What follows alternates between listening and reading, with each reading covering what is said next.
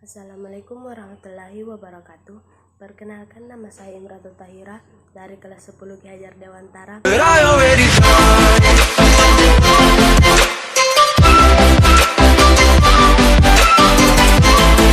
Ingin menjelaskan tentang pergaulan sehat.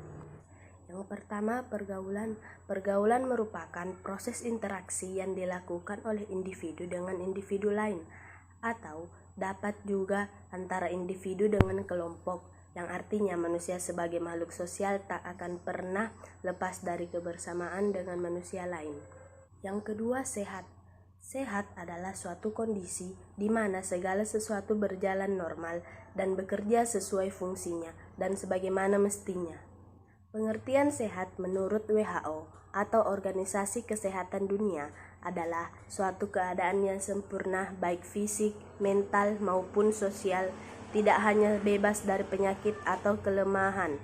Sehat menurut WHO terdiri dari suatu kesatuan penting 4 komponen dasar yang membentuk positive health, yaitu yang pertama sehat jasmani, yang kedua sehat mental, yang ketiga sehat spiritual, yang keempat kesejahteraan sosial. Pengertian sehat menurut Undang-Undang Nomor 23 Tahun 1992 adalah keadaan sejahtera dari badan, jiwa, dan sosial yang memungkinkan hidup produktif secara sosial dan ekonomi.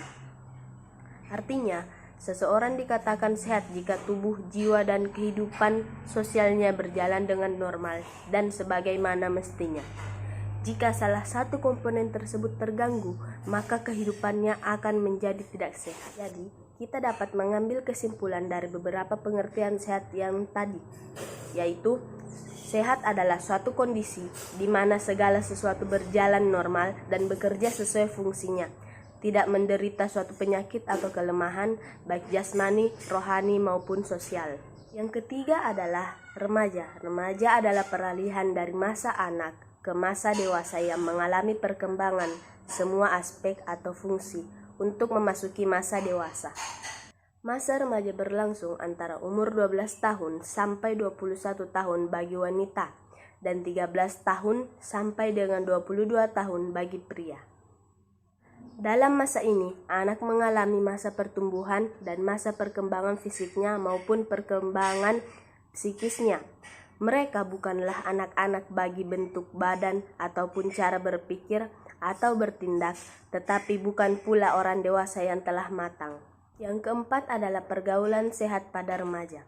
Pergaulan sehat dapat juga diartikan sebagai proses interaksi yang dilakukan oleh individu dengan individu atau individu dengan kelompoknya dengan normal, baik tubuh, jiwa, maupun keadaan sosialnya.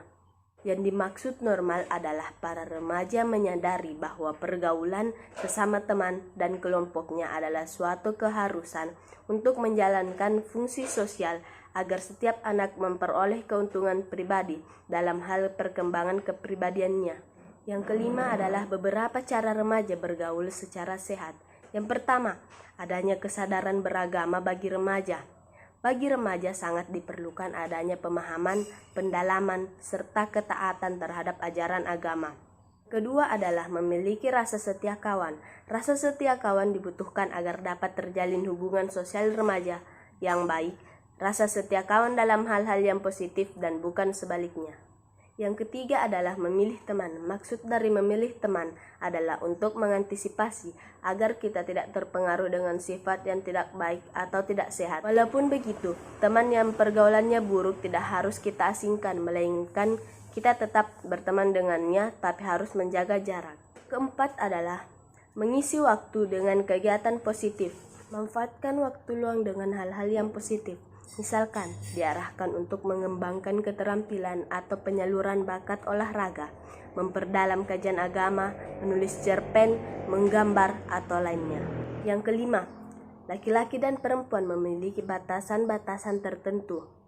Remaja harus menjaga jarak dengan lawan jenisnya sesuai dengan norma agama dan norma sosial di Indonesia.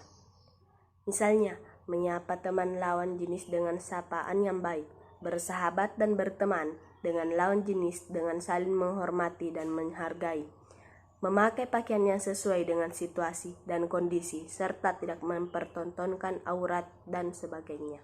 Yang keenam, menstabilkan emosi. Kita harus mampu mengendalikan emosi diri kita. Jangan sampai emosi yang menguasai diri kita. Sabar adalah salah satu kunci penguasaan emosi. Berikutnya yang keenam, sikap-sikap dalam pergaulan remaja. Yang pertama, penampilan fisik. Tidak menjadi jaminan bahwa seseorang akan disukai karena penampilan fisiknya, tetapi umumnya orang yang bersih dan rapi banyak disukai. Bagaimanapun kemasan penampilan fisik merupakan nilai estetis yang bisa mendukung kesan pertama seseorang di mata orang lain. Yang kedua, berbicara dan bersikap sopan.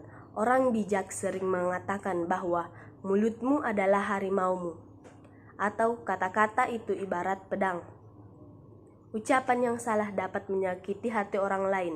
Karena itulah kita harus berusaha menjaga bicara kita. Yang ketiga, biasakan untuk memberi dan berbagi.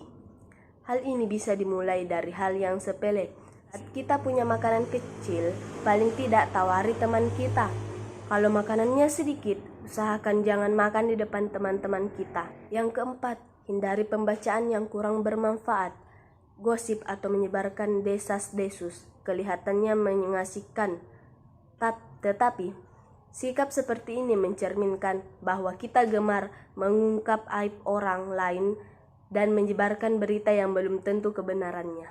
Yang kelima, mencuri dengar. Kebiasaan mencuri dengar atau menguping pembicaraan orang lain adalah kebiasaan yang tidak disukai.